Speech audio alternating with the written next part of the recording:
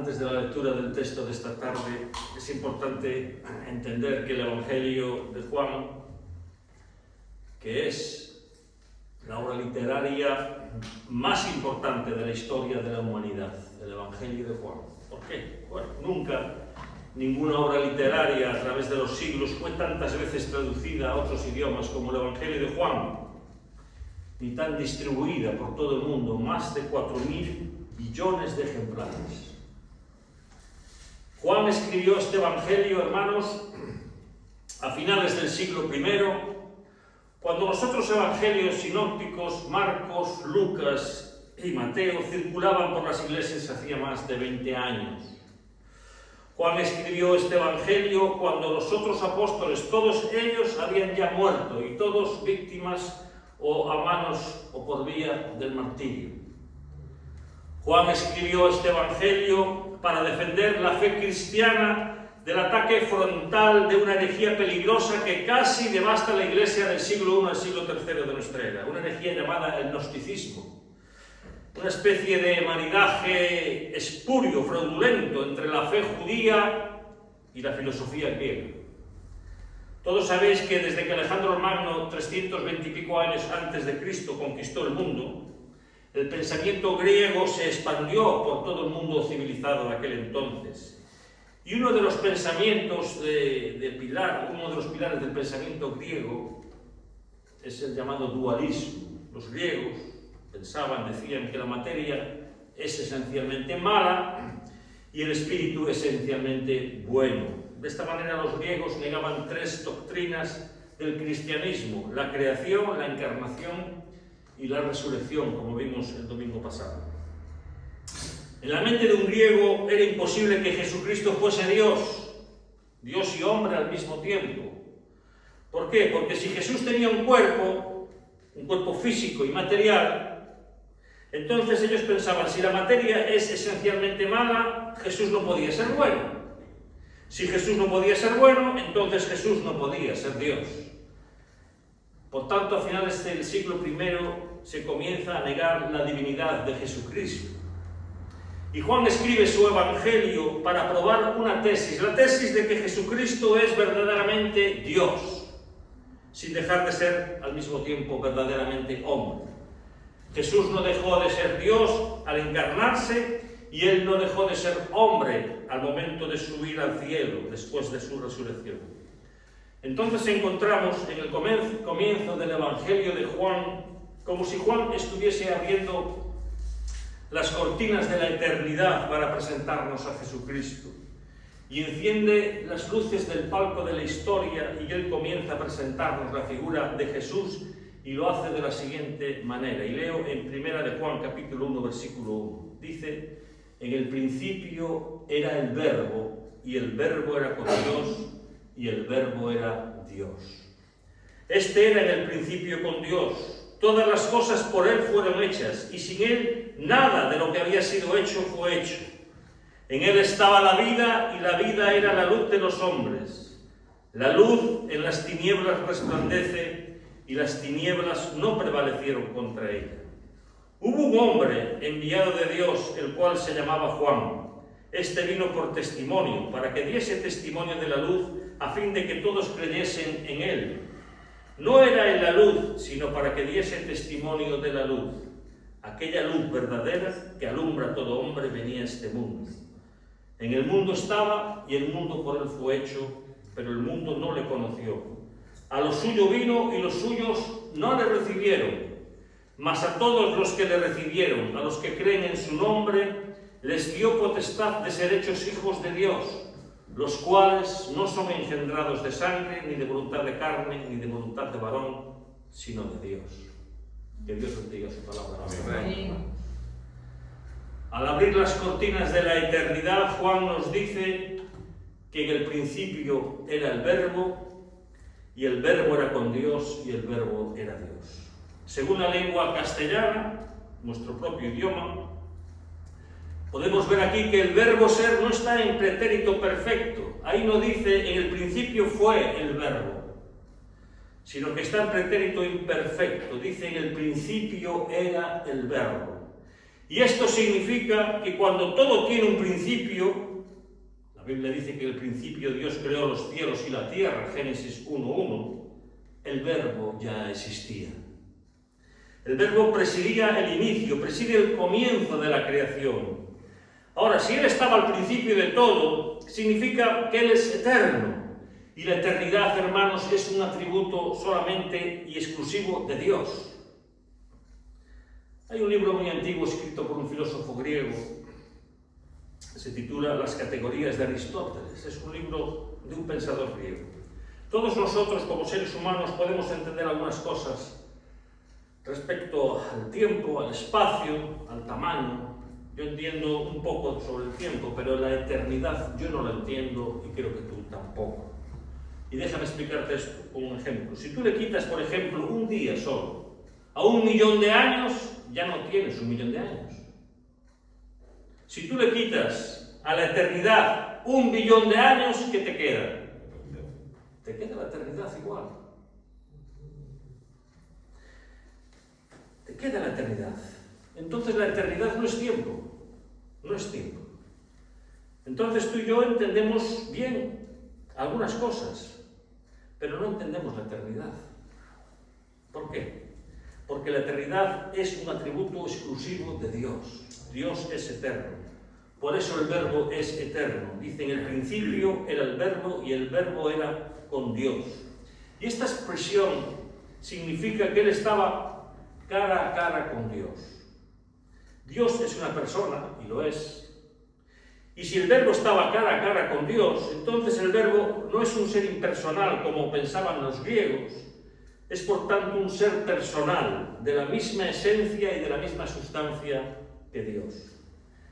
Las palabras del credo niceno fue un credo que se desarrolló al principio de la Iglesia para afirmar ciertas doctrinas en las cuales creía la Iglesia. Dice así: Dios de luz, Dios verdadero, de Dios verdadero, engendrado, no creado, de la misma naturaleza que el Padre. Es coigual, coeterno, consustancial con el Padre.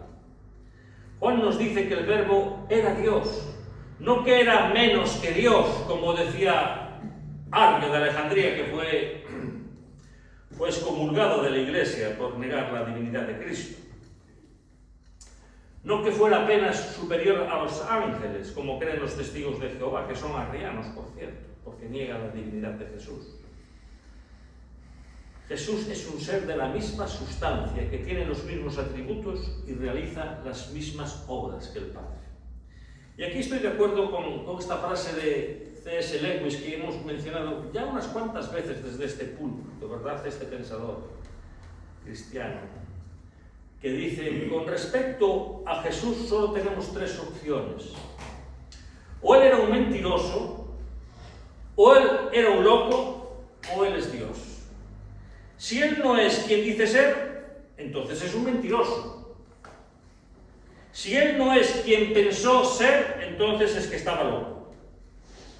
Pero si Él es quien dice ser, entonces Él es Dios. Fue Él quien dijo: quien me ha visto a mí, ha visto al Padre. Y también dijo: yo y el Padre uno somos. Algunas personas dicen o piensan así: bueno, yo creo que Jesús fue un gran profeta. Yo es lo que pensaba cuando no era creyente. Un gran hombre, un maestro destacado de su tiempo. Fue un maestro de moralidad, muy sobresaliente, sí, pero Dios no. Otros opinan de él que fue un espíritu iluminado, pero que no fue Dios. Pero sabes que eso es imposible. Es imposible. Porque alguien que mintiese sobre su propia identidad no podría ser un gran profeta. Ni un maestro moral tampoco, no serviría para eso, ni mucho menos un espíritu iluminado. Así que nos queda solamente una opción, hermanos. Es inclinarnos a los pies de Jesús, como hizo Tomás, y reconocer: Señor mío y Dios mío. Amén. No nos queda otra. Juan nos dice que en el principio Él estaba con Dios. ¿Qué principio, hermanos? En el principio dice que Dios creó los cielos y la tierra. Cuando los cielos y la tierra fueron creados, nuestro glorioso Redentor estaba allí. Allí estaba. Pero Él no estaba allí en forma pasiva. No. Él estaba activamente, porque el versículo 3 dice así: todas las cosas por Él fueron hechas, y sin Él nada de lo que fue hecho, nada de lo que ha sido hecho fue hecho. Y eso nos lleva a 4 conclusiones inevitables. Primero, la materia no es eterna, como pensaban los griegos, que era eterna. La materia fue creada, y creada por nuestro glorioso Redentor.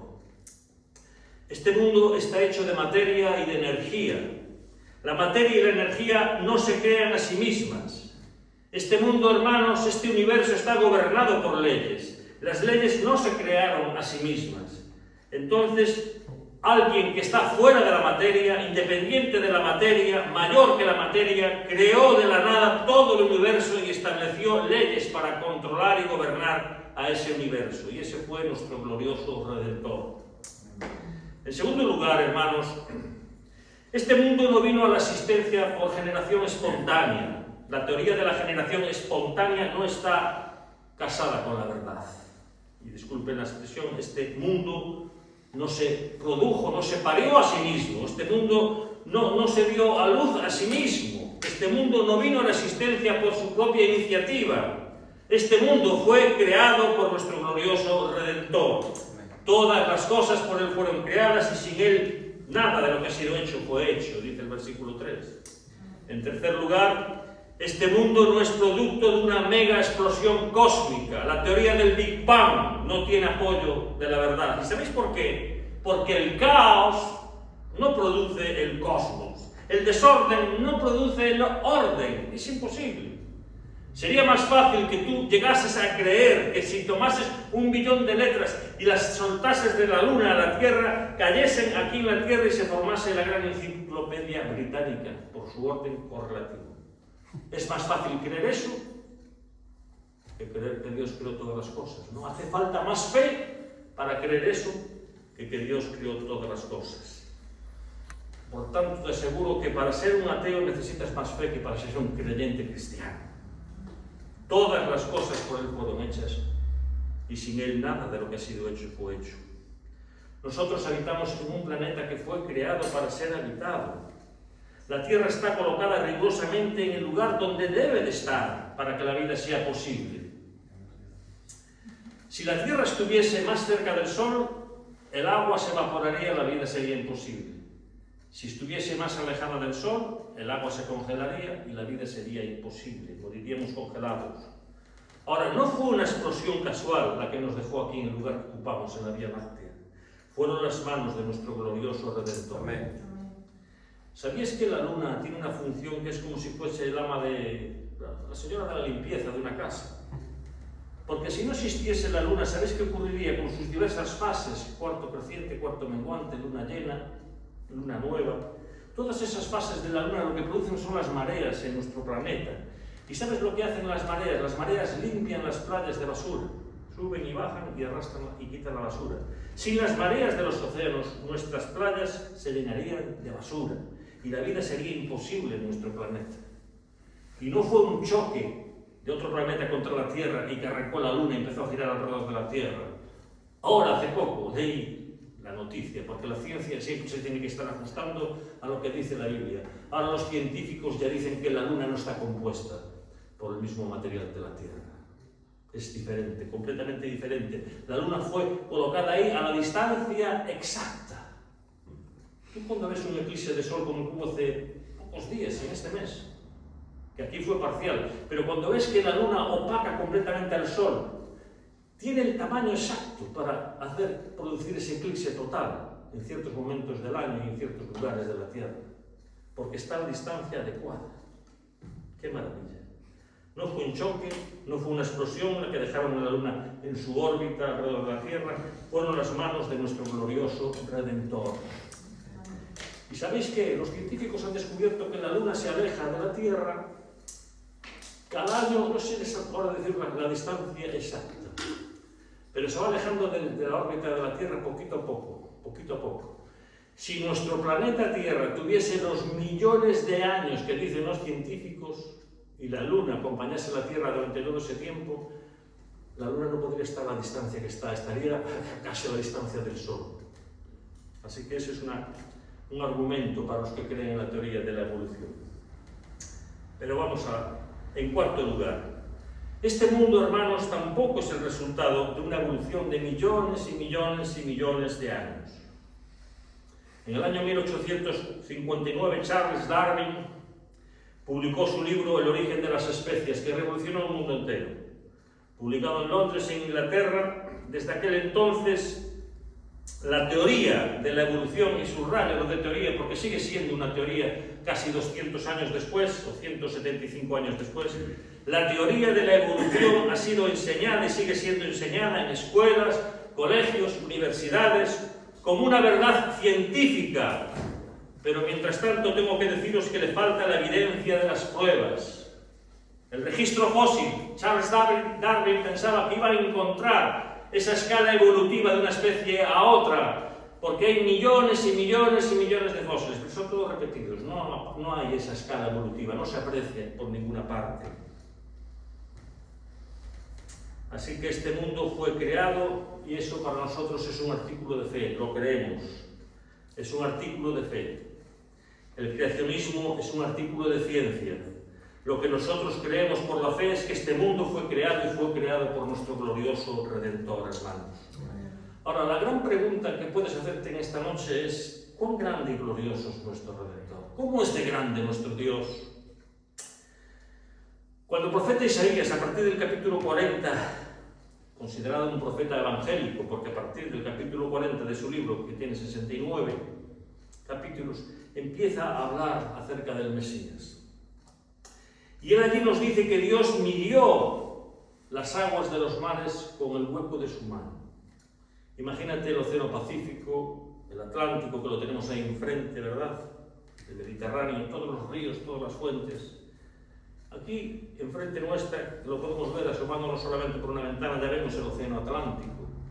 Si tú cogieses un cubo, un balde de agua, ¿cuánto tardarías en vaciar ese océano?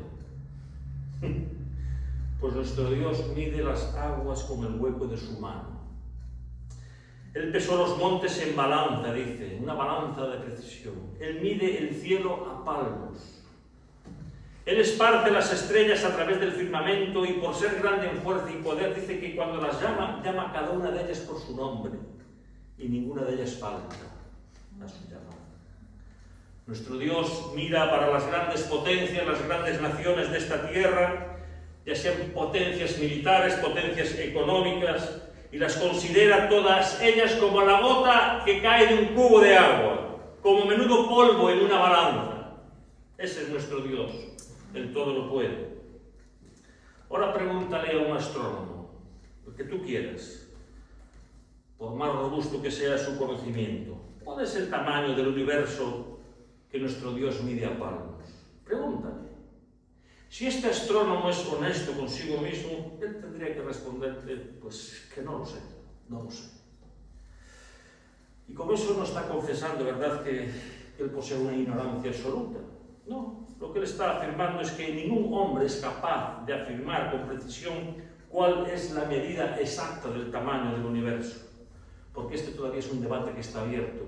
El universo sí sabemos que se sigue expandiendo, pero no es infinito, porque la infinitud es un atributo solamente de Dios. El universo es creado. Tú sabes que si tú encendieses, por ejemplo, para que tengas una idea, una luz, una bombilla, desde el Sol, ¿cuánto tardaríamos nosotros en ver su luz? ¿Sabes cuánto tarda la luz del Sol en llegar hasta nosotros? 8 minutos y 20 segundos, a la velocidad de la luz, que son 300.000 kilómetros por segundo. Eso es lo que tarda la velocidad de la luz en llegar a la Tierra, desde el Sol. 8 minutos y 20 segundos. Quédate con ese dato. Lo que tú y yo sabemos es que el tamaño del universo no es infinito. No es infinito. Porque la infinitud, repito, solamente es un atributo exclusivo de Dios. Dios es infinito.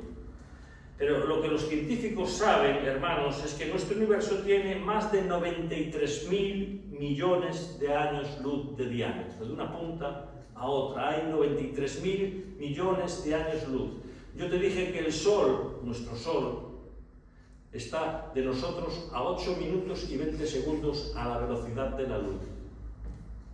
Yo no te estoy diciendo que el diámetro del universo tiene 93.000 millones de años luz de diámetro. ¿Qué significa eso entonces? Eso significa que si volásemos a la velocidad de la luz, que son 300.000 kilómetros por segundo, a esa velocidad tardaríamos 93.000 millones de años para ir de un extremo del universo al otro. ¿Y sabes qué? No existe ni un solo centímetro de ese universo donde nuestro Dios no pueda estar. Dios dice, yo creé eso, lo creé aquí, yo soy dueño de eso aquí, yo soy el dueño de todo eso. Eso es lo que dice Dios. Ese es nuestro Dios, Él todo lo puede. Pregúntale a un astrónomo, esto es tremendo, pregúntale a un astrónomo, ¿cuántas estrellas existen en el universo? Y su respuesta será, no lo sé, no lo sé. ¿Quién lo sabe? Pues te voy a decir una cosa, hay más estrellas en el firmamento que todos los granos de arena que tú puedas encontrar en todas las playas y desiertos de este mundo. Tú vete a la playa, cógete solamente un puñadito de arena, vete a tu casa, viértelo encima de una mesa de cristal y empieza, ten la paciencia de contar esos granitos de arena en un puño. ¿Cuántos granos vas a encontrar ahí? Bueno, pues hay más estrellas en el universo que los granos de arena de las playas de toda la Tierra. Yo estaba viendo aquí unas imágenes del fondo de las canciones y veía el universo, esos puntitos son estrellas, pero de las que están más cerca. Esto escapa de nuestra mente. Escapa de nuestra mente. Hay más estrellas en el firmamento que todos los granos de arena de todas las playas de nuestro planeta. Y Dios las creó todas ellas y las bautizó. Les puso nombre a todas ellas. Les puso nombre, y por ser grande en fortaleza y en poder, Él las llama por su nombre y no falta ninguna sola de ellas. Ese es nuestro Dios. Ese es nuestro Dios. Pero hasta el siglo pasado, hasta mediados del siglo pasado, del siglo XX, estas cosas nos asombraban. Meditar y pensar en estas cosas, por la grandeza insondable del macrouniverso, ¿no? Ahora tenemos un telescopio nuevo, teníamos el Hubble, ahora tenemos el James Webb, creo que se llama, que es todavía más moderno y que está enviándonos imágenes del fondo del universo. Y enfocan, esto es tremendo, enfocan hacia un punto vacío del universo donde aparentemente hay un punto oscuro que no se ve nada, y enfocan hacia allí y lo que encuentran allí son cientos y cientos de galaxias, no de estrellas, galaxias. Cada galaxia tiene más de 100.000 estrellas, en un punto donde no se ve nada, donde no hay nada aparentemente. Pero ese es el macrouniverso. Pero desde que se inventó el telescopio electrónico, que es para ver las cosas que el ojo humano no alcanza a ver porque son tan diminutas y pequeñas que pasan desapercibidas a nuestra vista, nos asombramos por lo que hay escondido a nuestros ojos. Estamos boquiabiertos con la grandeza del microuniverso. ¿Tú sabías que si coges una hoja de una planta de tu jardín o de una maceta de tu casa, por más pequeñita que sea esa hoja o insignificante aparentemente, la complejidad que hay en esa hoja es más compleja que la ciudad de Madrid? ¿Tú sabías eso? Y tú sabes que la yema de un huevo que tú tienes en la nevera con el que te haces una tortillita, pues coges ese huevo y esa yema de ese huevo, la complejidad que tiene es más compleja que cualquier máquina inventada por el ser humano. Fíjate. El doctor Edward Wilson, catedrático en la Universidad de Harvard, una de las mayores autoridades del mundo en la oftalmología, dice que tú y yo tenemos en cada ojo cerca de 10 billones de nervios, de cables dobles forrados, de revestimiento en cada ojo, y que si no estuviesen así forrados o revestidos, se produciría un cortocircuito y nos quedaríamos ciegos. 10.000 millones de nervios en cada ojo. En cada ojo. El doctor Marshall Nirenberg, premio Nobel de Biología, en el año 1968, le dieron ese premio Nobel de Biología por descifrar el código genético de la vida, el ADN. Él realizó uno de los más sorprendentes descubrimientos del siglo XX. Descubrió que tú y yo tenemos en nuestro cuerpo, cada uno de nosotros, 36 billones de células vivas en el cuerpo. Cada uno de nosotros. 36 billones de células. Y que cada una de esas células tiene 1,70 m. Si tú lo quitas y los tiras el ADN, 1,70 m cada célula de ADN en tu cuerpo. Donde están grabados todos tus datos genéticos. El color de tu pelo, el color de tus ojos, la estatura que vas a tener, hasta tu temperamento incluso. Si tú tomas cada cinta de ADN de tus células y la pones una detrás de la otra, se alcanzaría una distancia de 102 trillones de kilómetros, lo cual daría la vuelta a la Tierra, al sistema solar, un montón de veces, varias vueltas. Y este doctor, Lloyd, afirma más tarde, dijo él, que el código genético, esta información que está en las células, en el ADN de nuestras células, es el código de la vida. Y no se origina espontáneamente, por supuesto. No se origina a través de la evolución de millones y millones y millones de años. El código de la vida fue plantado en ti y en mí por el Dios Todopoderoso, Creador de los cielos y de la tierra. Y ese es nuestro glorioso Redentor, hermanos. Todas las cosas, repito, por Él fueron hechas, y sin Él nada de lo que ha sido hecho fue hecho. Y Juan regresa al versículo 4 y dice de nuevo, en Él estaba la vida, gloria a Dios. Y la vida era la luz de los hombres.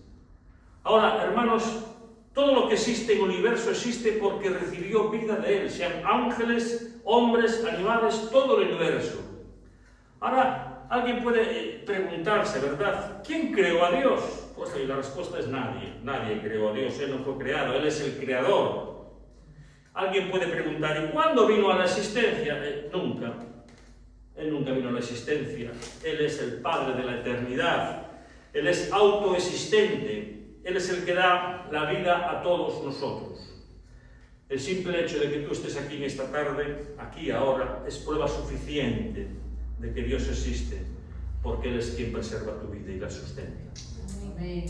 Dice el apóstol Pablo cuando predicó en Atenas, en el Areópago, que era la capital intelectual del mundo de aquella época, allí en Atenas, en Grecia, dice que en Él nos movemos y existimos, y Él es quien da a todos aliento y todas las cosas. Ese es nuestro Dios. Y si tú estás vivo, mi amigo, es porque Él preserva tu vida hasta aquí. Si Él dejara de sustentar tu vida, te caerías al suelo y te volverías polvo. La vida estaba en Él y la vida era la luz de los hombres, dice, la luz en las tinieblas resplandece y las tinieblas no prevalecieron contra ella. Esta declaración es magnífica en sí misma. Por más tenebrosa, lóbrega, oscura que sean las tinieblas, amigos y hermanos, cuando la luz llega, ¿qué pasa? Las tinieblas huyen ante la luz. Jesús es la luz que ilumina a todo hombre. Cuando Cristo llega, la ignorancia, la incredulidad, la idolatría, la hechicería, los vicios, toda suerte de oscuridad moral, todo se aleja, porque Él llega y prevalece sobre las tinieblas. Ese es Cristo. No hay vida irrecuperable para Cristo. No hay pecado que Él no perdone. No hay vida que Él no restaure. Él es el Dios Todopoderoso que salva, que cura, que liberta y que transforma. Ese es nuestro Dios. Os dije al principio que Juan escribió este Evangelio para probar una tesis. ¿Sabéis cuál es, verdad? Que Jesucristo es verdaderamente Dios. Hasta aquí, los versículos 1 a 5, es lo que Juan ha hecho. Él probó esta tesis de dos maneras. Él es Dios porque Él tiene los mismos atributos que Dios. Él es eterno, Él es personal, Él es divino, Él es autoexistente. Pero Él es Dios porque Él realiza las mismas obras de Dios. Él es el creador y el dador de la vida. Pues si Jesús es todo eso, y lo es, entonces tú y yo, hermanos, no podemos quedarnos indiferentes, mi amigo. Tampoco tú puedes quedarte indiferente ante esta realidad. No te puedes quedar sin hacer nada. Tú necesitas tomar una decisión respecto a Jesús. Y hay un autor que ha dicho en su libro La ética de la decisión, este hombre dice que nosotros somos esclavos de nuestra libertad. Medita en eso. Somos esclavos de nuestra libertad. ¿Qué te parece? La única cosa que tú no puedes hacer o dejar de hacer en esta noche es dejar de tomar una decisión por Jesucristo. Tal vez tú estés pensando, bueno, yo entré aquí, yo vine esta tarde, pero yo no voy a tomar ninguna decisión porque estoy indeciso, tengo dudas. Te tengo que decir que la indecisión en sí misma es una decisión, es la decisión de no decidir. Y en relación a Jesucristo, hermanos y amigos, quien no está con Él está contra Él, el que con Él no recoge desparrama, el que no es conmigo es contra mí. Estas son palabras de Jesús. A partir de ahora, desde el versículo 6 al número 13, Juan nos va a presentar 3 decisiones en relación a Jesucristo. La primera de ellas la encontramos en los versículos 6 al 9. Es la decisión de Juan el Bautista de darle la gloria debida a su nombre. Eso fue lo que él decidió. La segunda decisión la encontramos en los versículos 10 al 11 y es el rechazo de Jesús. La tercera decisión la encontramos en los versos 12 y 13 y es la aceptación de Jesucristo. Veamos en primer lugar brevemente la primera decisión. Dice así los versículos 6 al 9. Hubo un hombre enviado de Dios, el cual se llamaba Juan. Este vino por testimonio, para que diese testimonio de la luz, a fin de que todos creyesen por él. No era en la luz, sino para que diese testimonio de la luz. Aquella luz verdadera que alumbra a todo hombre venía a este mundo. Piensa conmigo, mi amigo, por un momento. Desde Malaquías, que fue el último profeta del Antiguo Testamento, hasta Juan el Bautista, pasaron 400 años, años que se conoce ese tiempo como el silencio profético. No hubo palabra de Dios en ese tiempo todo. Había templo, había música, había fiestas, había sacrificios, todo seguía igual, pero no tenían palabra de Dios por 400 años. Y después de 400 años, Dios rompe su silencio y envía a un hombre extraño, vestido con ropas extrañas, comiendo ropa extraña, predicando en medio de un desierto, en un lugar extraño. Y nos dice la Biblia que las multitudes acudían a él para oírlo, porque él predicaba el bautismo de arrepentimiento para el perdón de los pecados. Ese era Juan. Y cuando Juan ve toda esa masa humana acercándose, soldados romanos, publicanos, prostitutas, fariseos, saduceos, Juan el Bautista se da cuenta de que muchos de ellos venían bajo una capa, una apariencia de hipocresía, entre ellos los fariseos y los saduceos, que eran los típicos religiosos de su época. Y Juan se dirige a ellos abiertamente y les dice así: «Oh generación de víboras, ¿quién os enseñó a huir de la ira venidera? Haced pues frutos dignos de arrepentimiento, y ya también el hacha está puesta a la raíz de los árboles, por tanto todo árbol que no da buen fruto se corta y se echa en el fuego». Y las multitudes dicen que venían a él confesando los pecados y siendo bautizados en el Jordán para el perdón de los pecados. Y de repente nos dice el Evangelio de Lucas que toda esa masa, toda esa multitud comienza a preguntarse algo peligroso. ¿Si acaso Juan no sería el Mesías? Y esta pregunta tentadora, endulzada con el veneno de la serpiente, llega a los oídos de Juan el Bautista. Una pregunta muy personal. ¿Acaso no serás tú el Cristo? ¿Y cuál es la tentación aquí, hermanos? ¿Cuál es el peligro? La tentación es la de colocar a un hombre sobre un pedestal, donde no tiene que estar. Si Juan hubiese aceptado esa propuesta del infierno, él habría pensado así: bueno, a la verdad, ya que todos creen que yo soy ese Mesías que está profetizado, ya que yo soy un fenómeno, ahora qué fácil sería, ¿verdad?, que toda esa multitud que me sigue, que se viniese detrás de mí, y él dijese: sí, yo soy. La tentación era muy fuerte para un hombre de carne y hueso. Sin embargo, Juan no mordió ahí el anzuelo. No cayó en la tentación. Él fue claro: yo no soy el Mesías, yo apenas soy una voz que clama en el desierto. Yo no soy la luz. Yo vine a testificar de la luz verdadera que vino a este mundo e ilumina a todo hombre. Yo soy el proclamador de esa luz verdadera. Yo no soy el Cordero de Dios. Yo apunto hacia el Cordero y digo: he ahí el Cordero de Dios que quita el pecado del mundo. Yo no soy el novio tampoco, yo apenas soy el amigo del novio. Yo os bautizo con agua, pero aquel que viene tras de mí es más poderoso que yo, y él os bautizará con Espíritu Santo y fuego. Yo no soy ni siquiera digno de encorvarme y desatar la correa de sus sandalias. Yo tengo un lema en mi vida. ¿Cuál es, Juan? Es necesario que él crezca y que yo mengüe. Ese es mi lema, esa es mi norma de vida. Lo que Juan el Bautista, queridos hermanos, nos está enseñando, amados hermanos, es que nosotros nunca, nunca, nunca deberíamos de querer recibir la gloria que solo le pertenece a Jesús. Porque Jesús no comparte su gloria con nadie, ¿lo sabías? Lo que Juan el Bautista nos está enseñando, queridos hermanos, es que nosotros nunca deberíamos de ocupar un lugar en donde Dios nunca nos colocó. Dale toda la gloria, dale toda la honra a Él, porque todo viene de Él, porque de Él, por Él y para Él son todas las cosas. Ahora viene la segunda reacción. Dice, en el mundo estaba, versículo 10, y el mundo por Él fue hecho, pero el mundo no le conoció. En este solo versículo, hermanos, la palabra mundo aparece 3 veces.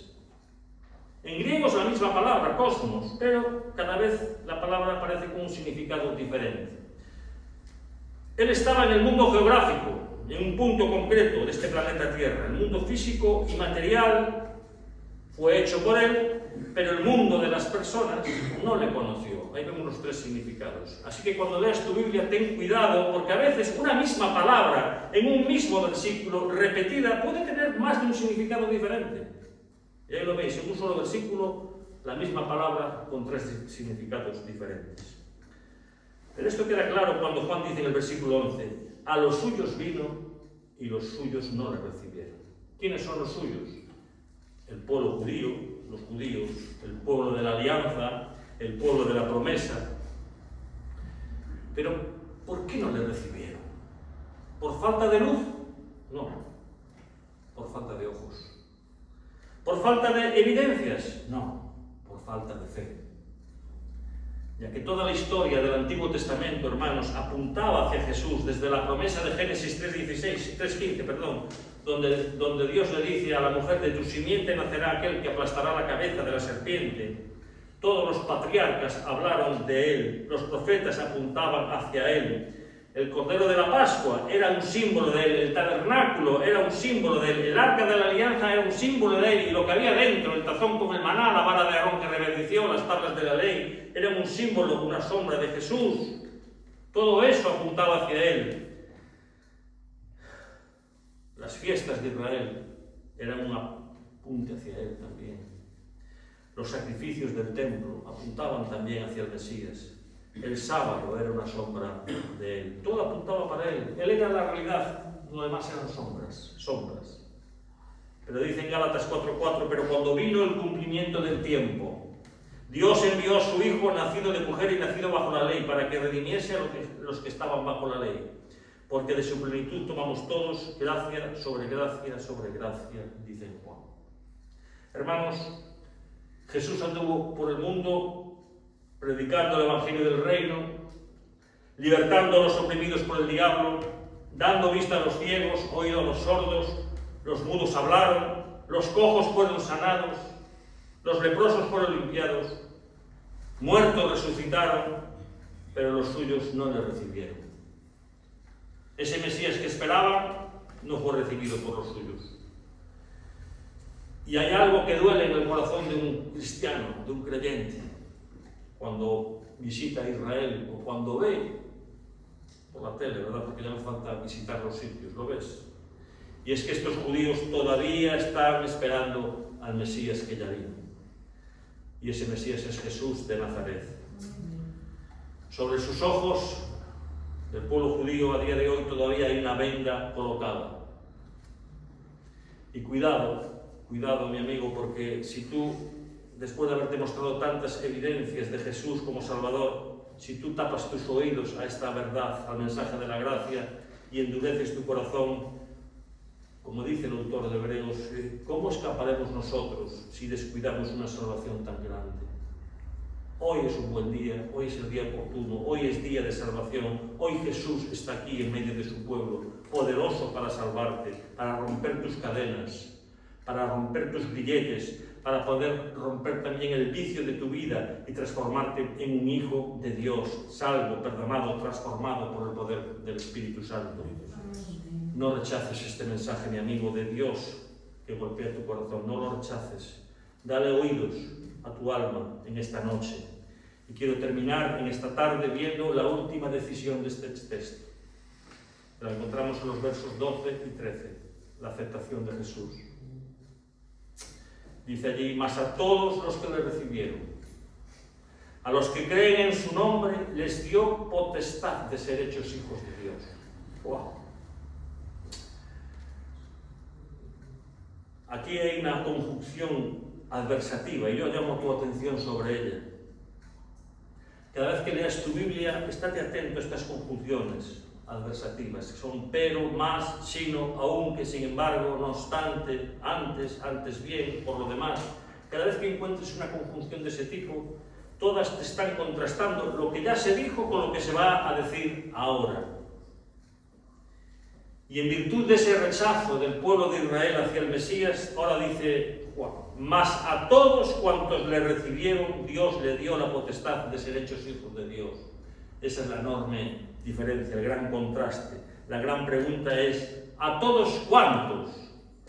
Todos los judíos, todos los gentiles, todos los hombres, todas las mujeres, todos los niños, todos los jóvenes, todos los adultos, todos los ricos, todos los pobres, todos los sabios, todos los necios, todos los religiosos, todos los ateos, todos los blancos, todos los negros, todos los payos, todos los gitanos, todos, todos, todos, todos, de aquí y de allá. No importa de dónde vengas, no importa de dónde seas. Si tú vienes a Cristo, Dios hará de ti su Hijo. Amén. Queda claro entonces que no todos somos hijos de Dios, como muchos creen, ¿verdad? Ser hijo de Dios no es algo natural. No es algo natural. Ser hijo de Dios es la cosa más extraordinaria, es el privilegio más grande que un ser humano pueda tener sobre la tierra. Es la cosa más revolucionaria y milagrosa que puede existir en este mundo, hermanos. Cuando Cristo viene a ti, que eras esclavo del pecado, dominado por el pecado, viviendo en la casa del hombre fuerte, amarrado por ese hombre fuerte, en la potestad de Satanás, en el imperio de las tinieblas. Y cuando Él viene y quita tus cadenas, Él te da vida, Él te perdona, Él te restaura y hace de ti una nueva criatura. Amén. Y coloca tu nombre en el libro de la vida del Cordero y hace de ti un miembro de la familia de Dios. Eso es lo que hace Cristo. Ahora, conocer esto, hermanos, conocer esto es terapéutico para tu alma. Esto es terapéutico. ¿Por qué? Porque aquel que entiende esto, hermanos, es curado de sus traumas, por muy fuertes y profundos que sean. Es curado de sus complejos. Su autoestima, que está aplastada, es ensalzada. Y perdonadme por esto, pero cuando vemos a gente viviendo en grandes casas, con grandes posesiones, coches últimos modelos, y tú ves a un creyente pasándolo mal realmente, pasándolo mal, pues déjame decirte algo. Si tú eres un hijo de Dios, por tu sangre corren venas, por tus venas corre sangre azul. Tú eres un hijo de Dios. Tú eres hijo del Rey de Reyes y Señor de Señores. Tú tienes una herencia en los cielos que es inmaculada, inmarcesible, inmutable, reservada en los cielos para ti, que nadie te la va a quitar. Nadie. Las riquezas que los hombres acumulan en este mundo, mira, se quedan aquí. No atraviesan el valle de la muerte. Y déjame esto que te lo ilustre con la historia de un hombre, una historia real. El primer millonario del mundo fue John Rockefeller. Cuando este hombre murió, este hombre vivía en Nueva York. Un curioso fue al cementerio funeral. Se presentó allí para hacerle una pregunta al contable de este hombre, al administrador de sus bienes. Y se encuentra allí con el contable de Rockefeller y le pregunta: por favor, si es tan amable, ¿me podría decir cuánto es lo que el doctor Rockefeller dejó? Y el contable miró espantado para que el hombre dijo: lo dejó todo. Él no se llevó ni un centavo. No se llevó nada de aquí, no hubo camión de mudanzas en este funeral. Pero si tú eres un hijo de Dios, Tú tienes una herencia eterna en los cielos, que nadie te la va a quitar.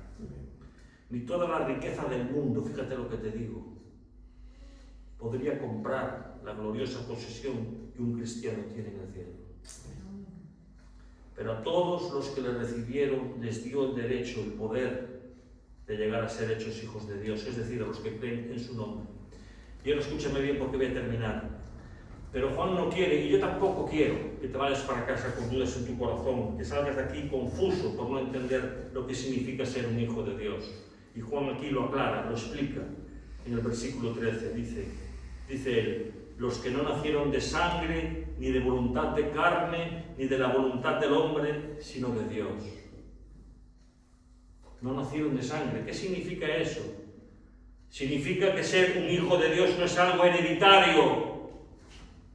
Alguien se pregunta, ¿tú eres hijo de Dios? No, claro que soy hijo de Dios. Mi padre es el pastor, mi madre lleva la reunión de oración de la iglesia. ¿Cómo no ves ser cristiano? Es una bendición ser hijo de un pastor. Yo no lo soy. Es una bendición. Y es una bendición tener una madre de oración. Un gran privilegio para el que lo tiene.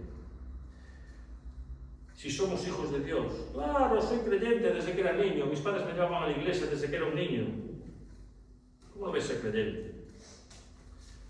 Nadie es hijo de Dios por nacer en la familia A o en la familia B, ni por ir a la iglesia A, ni por ir a la iglesia B. Ser hijo de Dios solo ocurre cuando usted nace de nuevo. Cuando usted nace de arriba, de lo alto. Cuando naces del Espíritu. Cuando te conviertes en una nueva criatura. Nadie entra en el cielo por iniciativa propia. Nadie entra en el cielo por formar parte de un grupo. La puerta es estrecha, hermanos, y solo cabe uno, y la puerta es Jesús. Amén. Y de uno en uno. Amén. Dice, ni de voluntad de la carne. ¿Qué es esto? ¿Sabe lo que significa esto? Ninguno de nosotros tiene autocompetencia para proclamar hijo de Dios a nadie, ni hacer hijo de Dios a nadie. Ni tú a ti mismo te puedes hacer hijo de Dios, ni ningún hombre puede hacerte hijo de Dios. Es imposible. Nadie puede hacerte hijo de Dios. Tú estás un día paseando por la naturaleza, ves un paisaje bonito, empiezas a meditar en esas cosas y dices, qué hermoso, sí, ya creo en Dios, voy a empezar a ir a la iglesia. Eso es imposible. Nosotros no tenemos ese poder. No lo tenemos. No está en nuestras manos ese poder. Solamente Dios mismo puede hacerte a ti hijo o hija de Dios. Ahora, solo exige una condición: que tú recibas a su Hijo Jesucristo como su Salvador personal y como el Señor de tu vida, Señor y Salvador. Y tercero y último, dice, los cuales no nacieron de sangre, ni de la voluntad de la carne, ni de la voluntad de hombre.